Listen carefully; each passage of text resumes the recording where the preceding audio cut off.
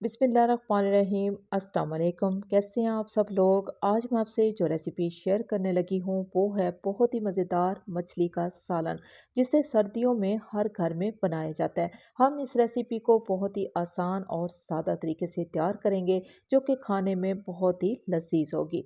इसकी तैयारी के लिए हमने लिया है 2 किलो फ़िश और अच्छे तरीके से वॉश करने के बाद छलनी में डाल के रख दिया था, ताकि फ़िश में जितना भी एक्स्ट्रा पानी हो वो रिमूव हो जाए।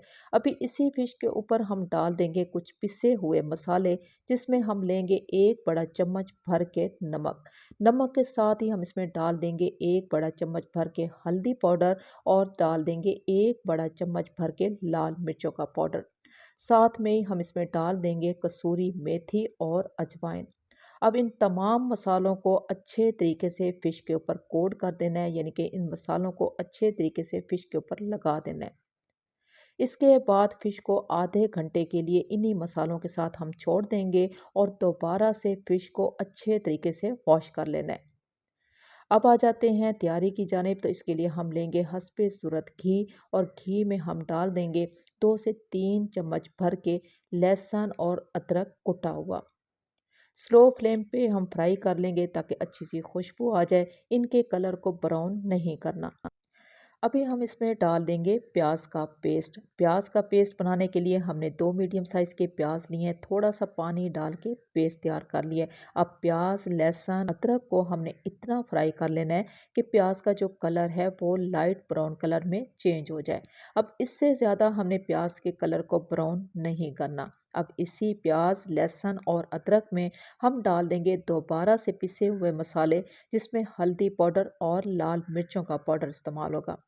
लाल मिर्चों का इस्तेमाल हम थोड़ा सा ज़्यादा करेंगे, क्योंकि ये शोरबे वाला सालन तैयार हो रहा है। तो शोरबा जो है वो मज़ेदार बनाने के लिए हम लाल मिर्चों का थोड़ा सा ज़्यादा इस्तेमाल करेंगे। मसाले को अच्छे तरीके से भून लेना है। भूनने के बाद हम इसमें टमाटर का इस्तेमाल करेंगे। 3 मीडियम साइज़ के हमने टमाटर लिए हैं, थोड़ा सा पानी डाल के पेस्ट तैयार कर लिया है। अब टमाटर, प्याज, लहसुन और अदरक को हमने इतना भून लेना है, इतना रोस्ट करना है कि इसका जो कलर है बहुत ही खूबसूरती के साथ चेंज हो जाए। मसाले को आप देख सकते हो कि हमने बहुत ही अच्छे तरीके से भून लिया है, और मसाले का भूनना लाजमी है।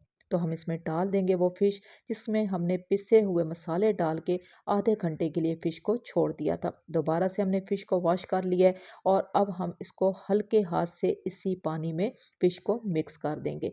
मिक्स करने के बाद स्लो फ्लेम पे ढक्कन लगाएंगे, और अच्छे तरीके से इस फिश को हमने कुक होने देना है। तकरीबन 45 मिनट के लिए लाजमी कुक करना है। जितना ये शोरबा इस फिश में पकेगा उतना ही टेस्टी शोरबा तैयार होगा। बस इसी तरीके का शोरबा होना चाहिए। अब हम क्या करेंगे कि हम फ्लेम को ऑफ कर देंगे। अभी हम इसके ऊपर डाल देंगे बारीक कटा हुआ हरा धनिया। अगर आप इसका इस्तेमाल नहीं करना चाहते तो आप इसको स्किप कर सकते हैं। आसान और सादा सी रेसिपी मछली का सालन मुकम्मल तौर पे तैयार हो चुका है। थोड़ी देर के लिए हम छोड़ देंगे तो तमाम रोगन ऊपर आ जाएगा। आपको मेरे बनाने का तरीका और ये रेसिपी कैसी लगी? अच्छी लगी हो तो मेरी आपसे रिक्वेस्ट है कि आप मेरे चैनल को सब्सक्राइब कर लें, मेरी वीडियो को लाइक और शेयर ज़रूर कर दें। आप देख सकते हो कि फ़िश के पीस जो हैं वो अपनी जगह पे मौजूद हैं, वो टूटे नहीं हैं। आपने इस रेसिपी को मेरे तरीके से एक बार ज़रूर ट्राई करना है। अगर इसका जायका और इसकी खुशबू आपको अच्छी लगे तो कमेंट्स में ज़रूर बताइएगा। इसी के साथ ही मैं आपसे इजाज़त चाहूँगी। अल्लाह हाफ़िज़।